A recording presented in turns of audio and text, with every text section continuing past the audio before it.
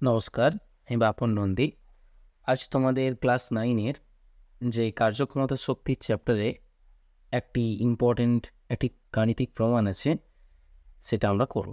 অর্থাৎ যেটা আছে অবাধে পতনশীল বস্তুর যান্ত্রিক শক্তির নিত্যতার গাণিতিক প্রমাণ, বা mathematical proof of conservation of mechanical energy of freely falling object. অর্থাৎ যদি কোনো একটা বস্তু যদি উপর থেকে নিচের দিকে মাটিতে পড়ে, তাহলে তার প্রত্যেকটা অবস্থানেই কিন্তু তার যান্ত্রিক শক্তি অর্থাৎ স্থিতিশক্তি ও গতিশক্তি কিন্তু কনজার্ভ থাকে, বা যেটাকে আমরা বলি বাংলা ভাষায় সংরক্ষিত থাকে। সেই প্রমাণটাই আমরা আজ করব। তো দেখা যায় যদি কোনো একটা ধরো একটা বস্তু এই অবস্থানে আছে, মাটি থেকে যেটা উচ্চতা হচ্ছে এইচ উচ্চতায় এই অবস্থানে আছে এবং এখান থেকে নিচের দিকে পড়ছে ভূপৃষ্ঠের টানে, তার একটা মাঝে একটা অবস্থা আমি যে কোনো একটা অবস্থা বি ধরে নিয়েছি এবং ভূপৃষ্ঠে পড়ার ঠিক আগের মুহূর্তে একটা অবস্থা আমি সি ধরে নিয়েছি। তাহলে এই তিনটা অবস্থানে যদি আমি প্রমাণ করে দিতে পারি যে যান্ত্রিক শক্তিটা স্থির আছে বা কনস্ট্যান্ট আছে, তাহলে কিন্তু আমার এই প্রমাণটা হয়ে যাবে। তাহলে ফার্স্ট কাজ আমার এ অবস্থানের ক্ষেত্রে, তাহলে আমি উপরে লিখছি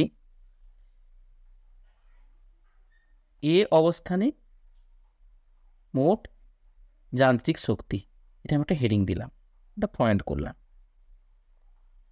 আমরা প্রথমে এ অবস্থানে বের করব। তাহলে আমাকে প্রথমে ধরে নিতে হবে। তাহলে ধরে নিচ্ছি, আমি লিখেও দিচ্ছি, ধরি পৃথিবী পৃষ্ঠ থেকে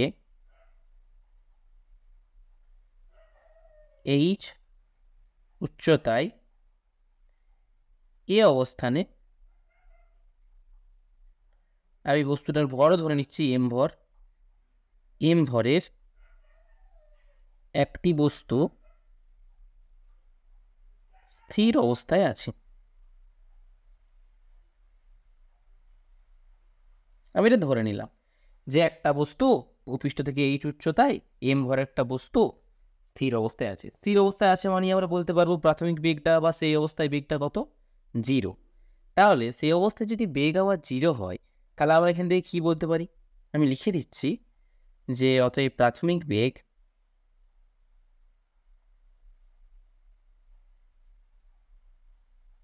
ইউ, প্রাথমিক বেগ আমরা ইউ দিয়ে লিখি, তাহলে ইউ দিয়ে লিখছি ইকুয়াল টু 0। প্রাথমিক বেগ ইউ ইকুয়াল টু 0। যাই হোক, তো এই অবস্থায় এখন আমরা কি করব? আচ্ছা, আগে প্রথমে যান্ত্রিক শক্তিটা বের করি। যান্ত্রিক শক্তির তো ফর্মুলা আমরা সহজেই জানি, mgh, এটা তো আমরা জেনে এসেছি। তাহলে লিখি যে অতএব এ অবস্থানে বস্তুর যান্ত্রিক শক্তি, সূত্র আমরা কি জানি, mgh। এম বলতে ভর, আমি ভর তো এম ধরেই নিয়েছি, তাহলে এম। জি বলতে অভিকর্ষীয় ত্বরণ, জি, যেটাকে আমরা জি দিয়ে এখানে লিখলাম। এবং বস্তু উচ্চতা ভূপৃষ্ঠ থেকে, তাহলে ভূপৃষ্ঠ থেকে কত উচ্চতায় আছে ধরে নিয়েছি এইচ, তাহলে এখানে এইচ হলো। এটা তোমরা একটু এর পরে করলেও হতো, এটা আগে এটা পরে, এটা করলেও চলতো, এটা এর পরে করলেও হতো, কোনো অসুবিধা নেই। যাই হোক, তাহলে এই অবস্থানে বস্তুর আমরা যান্ত্রিক শক্তি mgh পেয়ে গেলাম। এরপরে আমাদেরকে কি বের করতে হবে, এই অবস্থানে বস্তুর যান্ত্রিক শক্তি, এটা স্থিতিশক্তি, যান্ত্রিক শক্তি লিখে ফেললাম, স্থিতিশক্তি এটা। এরপর হচ্ছে গতিশক্তি। অ্যাকচুয়ালি স্থিতিশক্তি এবং গতিশক্তির যোগফলিত যান্ত্রিক শক্তি, তো এটা স্থিতিশক্তি ছিল, আমার তখন বলাটা মিস্টেক হলো। স্থিতিশক্তি হচ্ছে mgh। এরপর গতিশক্তি কি হয়, half M V square. V বলতে এখানে কত, ইউ স্কোয়ার। তাহলে ইউ তো আমার এখানে কত, 0, তাহলে হাফ এম ইন্টু 0 মানেই 0। তাহলে গতিশক্তি আমার টোটাল কত বেরিয়ে গেল, 0। এটা আমরা জানিও যে কোনো বস্তু স্থির অবস্থায় থাকলে তার গতিশক্তি কিন্তু 0 হয়। গতিশক্তি হওয়ার জন্য একটা বেগের প্রয়োজন। তাহলে আমরা এখান থেকে বলতে পারবো যে অতএব এ অবস্থানে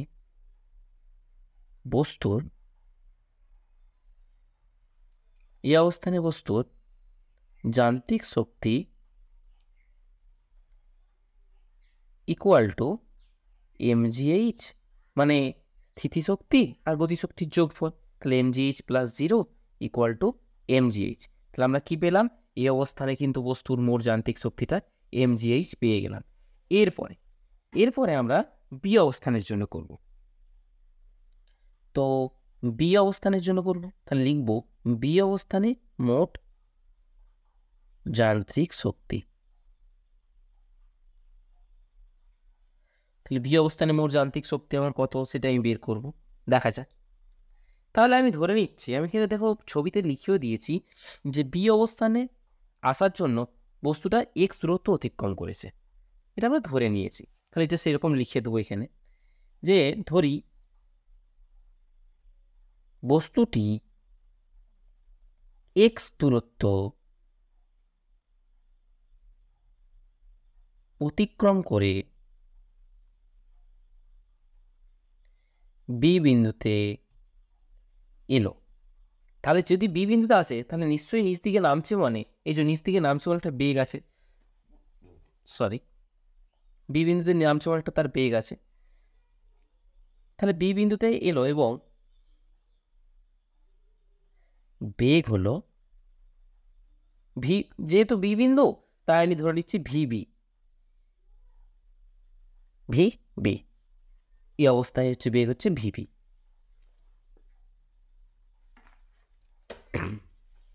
এবার দেখো তাহলে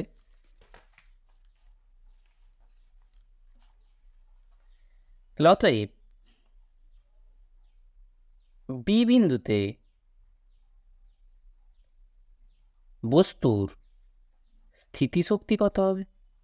সূত্র তো আমরা জানি এম জি এইচ, বস্তুর তো ভর এমই আছে এবং জি হচ্ছে অভিকর্ষীয় ত্বরণ।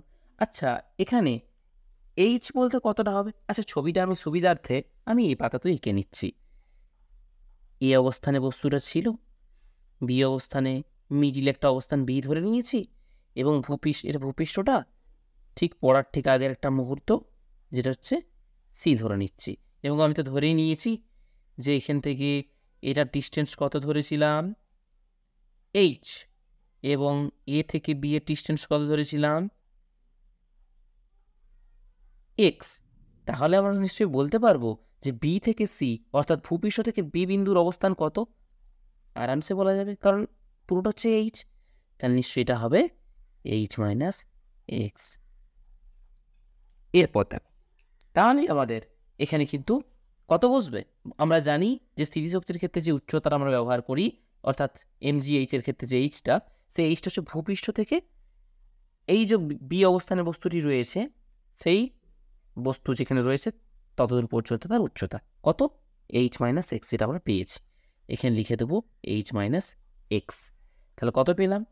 তাহলে পেলাম এমজি, আমি আচ্ছা একটু বড় করে লিখে দিচ্ছি বোঝার সুবিধার্থে, এমজি এইচ মাইনাস এক্স। এটা কিন্তু আমরা বি বিন্দুতে বস্তুর স্থিতিশক্তি পেলাম। আচ্ছা এরপরে গতিশক্তি আমাকে বের করতে হবে। গতিশক্তি বের করার জন্য আমার বি বিন্দুতে কি বেগটা প্রয়োজন, আমি কত ধরেছি? বেগটা ধরেছি ভি বি, কিন্তু সেটা ভিবিতে আমি ধরেছি, কিন্তু সেটাকে আমার এই এইচ দিয়ে এক্স দিয়ে কিন্তু প্রকাশ করতে হবে। কি করে করব? দেখো আমরা গতির সমীকরণ আমরা জেনে এসেছি, আমরা কি জানি গতির সমীকরণ অনুযায়ী আমরা বলতে পারি, তাহলে নিচে লিখব যে গতির সমীকরণ অনুযায়ী, লিখে দিচ্ছি এক সেকেন্ড, গতির সমীকরণ অনুযায়ী বলতে পারি কি, আমরা একটা সূত্র জানি, দেখো ভি স্কোয়ার সমান ইউ স্কোয়ার প্লাস 2as। এটা কখন প্লাস হবে? যখন ত্বরণ সহ যাবে এবং ভূপৃষ্ঠ থেকে যেহেতু ভূপৃষ্ঠের দিকে যেহেতু নামছে তাহলে নিশ্চয়ই সেটা ত্বরণ সহই নামছে, আর যখন মন্দগামী তখন এখানে কিন্তু মাইনাস হয়, বি স্কোয়ার সমান ইউ স্কোয়ার মাইনাস 2as হয়। এখানে যেহেতু ত্বরণ সহ নামছে তাই প্লাস।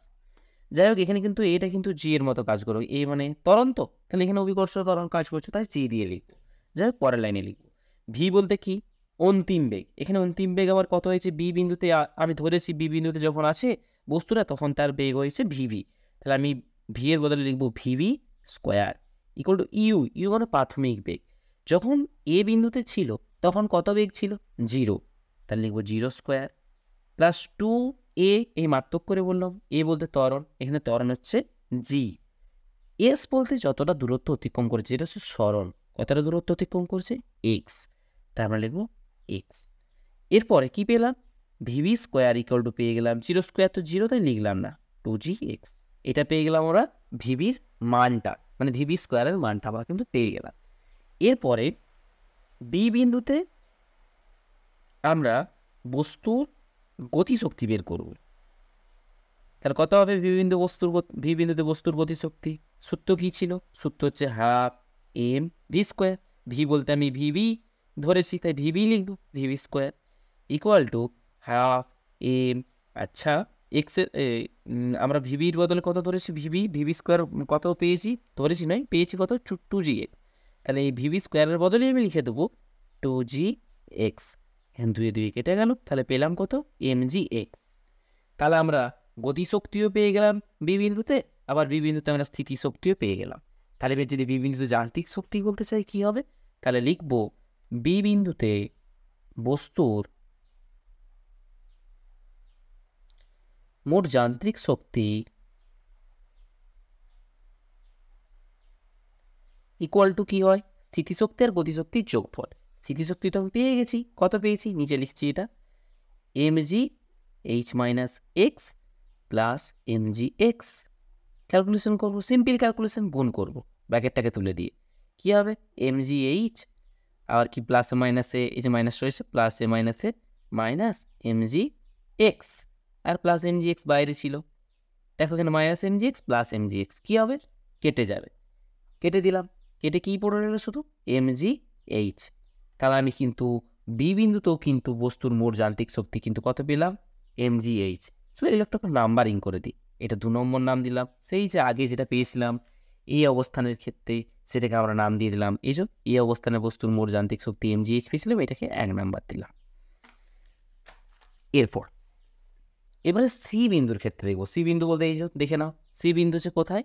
ঠিক ভূপৃষ্ঠে পড়ার আগের মুহূর্তটা হচ্ছে সি বিন্দু। তাহলে সেটার ক্ষেত্রে দেখব, তাহলে হেডিং দিয়ে দেবো যে সি বিন্দুতে বস্তুর মোট যান্ত্রিক শক্তি। দেখা যায় কী করে করবো? তোমার ছবিটা ভালো করে একটু লক্ষ্য করো, সে কোথায় এসছে।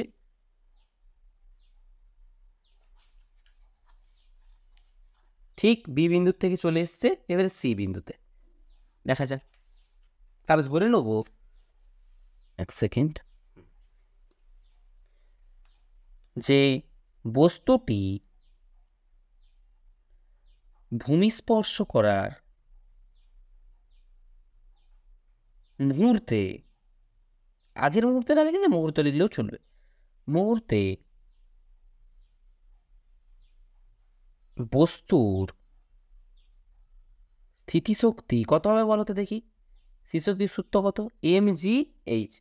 আচ্ছা mgh এর মানে এখানে কত? একদম ভূমিতে স্পর্শ করেই গেছে, তাহলে নিশ্চয়ই 0, তাহলে ইন্টু 0, তাই শুধু হয়ে গেল 0। তাহলে স্থিতিশক্তি আমি পেয়ে গেলাম 0 পেয়ে গেলাম। এরপরে আমাকে গতিশক্তি বের করতে হবে। তা আমি ধরে নিচ্ছি যে ধরি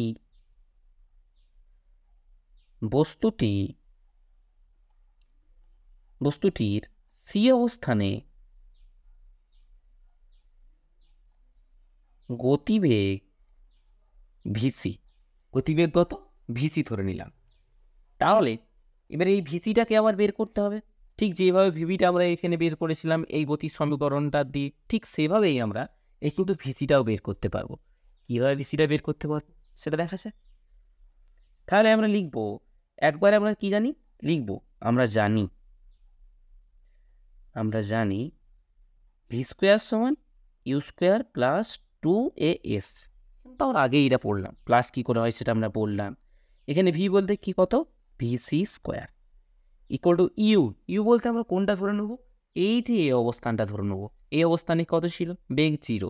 তুমি বি অবস্থান ধরেও পড়তে পারো, কোনো অসুবিধা নেই, কিন্তু সি অবস্থানটা ধরলে সুবিধা হয়, কারণ 0 পেয়ে যাচ্ছি। তাহলে এখানে বেগ 0, তাহলে কিন্তু ইউ প্রাথমিক বেগ হচ্ছে 0 প্লাস 2 এর বদলে কত লিখবো? জি লিখবো। কেন লিখবো? কারণ অভিকর্ষের ত্বরণ, তাই ত্বরণের জায়গায় জি লিখলাম। এস কতটা বলো তো? এস কিন্তু আমার, এখন আমি এই জিনিসটা বি অবস্থানটার কথা আমি ভুলে যাচ্ছি, কারণ আমি এই অবস্থানটাকে নিয়েছি আর সি অবস্থানটাকে নিয়েছি। কারণ আমরা এখানে যখন দেখো এখানে যখন 0 করলাম, প্রাথমিক বেগটা কী জন্য নিলাম? এই এ অবস্থানের জন্য নিলাম, বি অবস্থানের জন্য কিন্তু নিইনি। কিন্তু কেউ যদি বি অবস্থানের জন্য প্রাথমিক বেগ নিয়ে করে তাহলেও কিন্তু হবে, তাহলেও কিন্তু তখন আমার উচ্চতাটা h - x লিখতাম এবং বেগটা কত লিখতাম? বেগটাতে আমরা যেটা বের করেছি সেটা লিখতাম। নিশ্চয়ই তোমরা বুঝতে পারছো। এই যে তখন ভিবি স্কোয়ার লেখা আছে, তখন ভিবিটার মান বার করতে হবে √2gx আসবে। একটু টাফ হয়ে যাবে, কিন্তু এটা আমার সুবিধা হবে, যেটা আমি কি করছি যেভাবে আর কি। তাহলে আমি এই অবস্থান আর সি অবস্থানটার জন্য করছি। এই অবস্থান থেকে সি অবস্থানের দূরত্বটা কত? এইচ। তাই সরণটা আবার কত?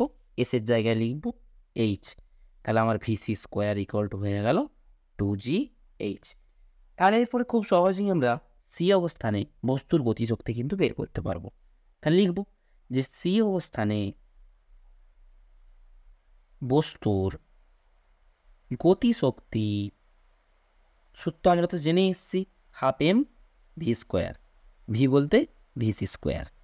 তাহলে হাফ এম ভিসি স্কোয়ারের মান তো পেয়ে গিয়েছে 2gh, 2gh 2 দিয়ে কেটে গেল, mgh পেয়ে গেলাম। তাহলে এবারে লিখব যে সি অবস্থানে বস্তুর মোট যান্ত্রিক শক্তি, আমরা তো যান্ত্রিক শক্তির সূত্র জানি এসেছি, স্থিতিশক্তি প্লাস গতিশক্তি। স্থিতিশক্তি হচ্ছে 0, গতিশক্তি হচ্ছে mgh। তাহলে mg কত পেয়ে গেলাম? mgh, মানে স্থিতিশক্তি প্লাস গতিশক্তি, গতিশক্তিতে mgh পেয়েছি, তাই 0 + mgh মানে mgh। এটা 3 নম্বর। তোমরা ভালো করে লক্ষ্য করো, আমরা এ অবস্থানেও কত পেয়েছিলাম? এ অবস্থানেও যান্ত্রিক শক্তি mgh পেয়েছি। আবার বি অবস্থানেও কত পেয়েছি? বি অবস্থানেও কিন্তু যান্ত্রিক শক্তি কিন্তু mgh পেয়েছি। আবার সি অবস্থানে কি পেলাম? সি অবস্থানের যান্ত্রিক শক্তি mgh পেলাম। তাহলে আমরা দেখছি তিনটা ক্ষেত্রেই, এই যে তিনটা আমি সমীকরণের নাম দিলাম, এই তিনটা ক্ষেত্রেই কিন্তু আমার কি পেলাম? তিনটা ক্ষেত্রেই কিন্তু আমরা পেলাম যে যান্ত্রিক শক্তিটা কিন্তু স্থির আছে, কনস্ট্যান্ট আছে। ওটাই আমরা লিখব। কি লিখব? যে অতএব 1 নম্বর, 2 নম্বর ও 3 নম্বর সমীকরণ থেকে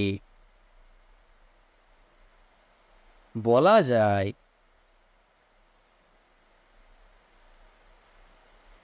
অভিকর্ষের প্রভাবে অবাধে পড়া সময়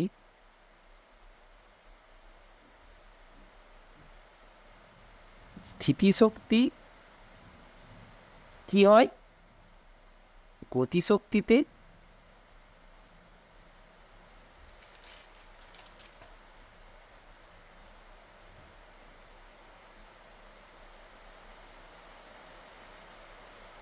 পরিবর্তিত হয়। এই হতে থাকবে, লিখছি, হতে থাকবে। কিন্তু বস্তুটির মোট যান্ত্রিক শক্তি কি হবে? মোট যান্ত্রিক শক্তি ধ্রুবক থাকবে। এই হয়ে গেল তার প্রমাণ। তাহলে এখান থেকে আমরা একটা জিনিস বুঝতে পারলাম যে এখানে যখন বস্তুটা প্রথমে স্থিতিশক্তি নিয়েছিল, যেখানে গতিশক্তি কিন্তু আমার 0 ছিল, কিন্তু স্থিতিশক্তি একটা ছিল। আমি তোমাদেরকে বলেছি প্রথমেই যে কোনো বস্তু যদি স্থির অবস্থায় মাটির থেকে একটু উচ্চতায় থাকে তখন কিন্তু তার স্থিতিশক্তি থাকে, কিন্তু কোনো গতিশক্তি থাকে না। তাহলে এখানে আমরা দেখছি স্থিতিশক্তি রয়েছে বাট গতিশক্তি নেই। এই জায়গায় এসে দেখছি কি কিছুটা স্থিতিশক্তি রয়েছে, আবার কিন্তু কিছুটা গতিশক্তি হয়েছে। তাহলে এখান থেকে আমরা বুঝতে পারছি এই স্থিতিশক্তিটাই কিন্তু গতিশক্তিতে রূপান্তরিত হয়েছে। আবার এখানে এসে দেখছি কি গতিশক্তি রয়েছে কিন্তু স্থিতিশক্তি 0। তাহলে আমরা পুরোটাই বুঝতে পারছি যে গতিশক্তিটা স্থিতিশক্তিতে, মানে প্রথমে হচ্ছে স্থিতিশক্তিটা প্রথমে গতিশক্তিতে, দিয়ে আবার কি হচ্ছে সে ক্রমাগত সাথে গতিশক্তিতেই কিন্তু রূপান্তরিত হচ্ছে। কিন্তু আমার কোনো ক্ষেত্রেই যে কম বেশি হচ্ছে যান্ত্রিক শক্তিটা সেটা কিন্তু নয়, মোট যান্ত্রিক শক্তিটা কিন্তু আবার কি হচ্ছে? ধ্রুবক থাকছে। এটাই হয়ে গেল তার প্রমাণ। এই প্রমাণ থেকে এটাই দেখতে পেলাম যে একটা বস্তু যখন ভূপৃষ্ঠ থেকে এই উচ্চতায় স্থির অবস্থায় আসে, অর্থাৎ যখন তার গতিশক্তি 0 কিন্তু তার একটা স্থিতিশক্তি রয়েছে, মানে আমি ক্লাসের প্রথমেই বললাম যে কোনো বস্তু স্থির অবস্থায় থাকে তার কিন্তু কি স্থিতিশক্তি থাকবে, কিন্তু গতিশক্তি কিন্তু 0। তাহলে এখানে কিন্তু স্থিতিশক্তি ছিল, সেটা আস্তে আস্তে যখন বি অবস্থানে এলো তখন কিন্তু দেখো তার একটা গতিশক্তি কিন্তু হলো। তাহলে কি সেই স্থিতিশক্তিটাই কিন্তু এখানে কিন্তু গতিশক্তিতে রূপান্তরিত হয়েছে। দিয়ে যখন আবার সি অবস্থানে এলো তখন কিন্তু স্থিতিশক্তি শূন্য, কিন্তু গতিশক্তি কিন্তু রয়েছে। তাহলে আমরা দেখতে পাচ্ছি যে স্থিতিশক্তিটা গতিশক্তিতে রূপান্তরিত হচ্ছে, কিন্তু এখানে কোনো জায়গাতেই কিন্তু আমরা মোট যে যান্ত্রিক শক্তি সেটা কিন্তু কম বেশি দেখছি না, প্রতিটা ক্ষেত্রেই কিন্তু এখানে কনস্ট্যান্ট দেখলাম। এখানে আমরা যে মানটা পেলাম এমজিএইচ মানটা পেলাম, কিন্তু এটা তো আমরা সমস্ত কিছু ধরেছি ভেরিয়েবল দিয়ে করলাম, তার জন্য এটা কিন্তু প্রতি ক্ষেত্রেই আমার কী হবে, তোমরা যদি এগুলো অন্য কিছু নিয়েও পড়ো তাহলে কিন্তু সেম আসবে, কিন্তু প্রতি ক্ষেত্রে যান্ত্রিক শক্তিটা আমার কী হবে, মোট যে যান্ত্রিক শক্তি সেটা কিন্তু আমার কনস্ট্যান্ট থাকবে। এটাই হলো তার প্রমাণ। একটা বিষয় বলে রাখি, এখানে যে যান্ত্রিক শক্তিটা আমরা দেখলাম ধ্রুবক থাকছে, তো যখন মাটিতে পড়ার পর যখন সেই বস্তুটা স্থির হয়ে যাচ্ছে তখন যে যান্ত্রিক শক্তিটা না, সেটা যে কোনো শক্তিতে কিন্তু রূপান্তরিত হতে পারে। যেমন তাপ শক্তি হতে পারে, শব্দ শক্তি হতে পারে, আলোক শক্তি হতে পারে, যে কোনো শক্তিতেই কিন্তু রূপান্তরিত হতে পারে। তা না হলে কী হবে বলো তো, এখানে যে নাহলে শক্তির তো নিত্য সত্যটা মানে প্রমাণ হচ্ছে না, তাই না? কারণ শক্তিকে সৃষ্টিও করতে পারবো না, ধ্বংসও করতে পারবো না, রূপান্তর করতে পারবো। তাহলে এখানে যে যান্ত্রিক শক্তিটা সেটা তো যে কোনো একটা শক্তিতে রূপান্তরিত হতেই হবে, তাই না? তোমাদের যদি ভিডিওটি ভালো লেগে থাকে তাহলে লাইক করবে, আর পরবর্তীতে এরকমই ভিডিও পাওয়ার জন্য সাবস্ক্রাইব করে রাখবে। আর কমেন্ট করতে চাইলে অবশ্যই কমেন্ট করতে পারো।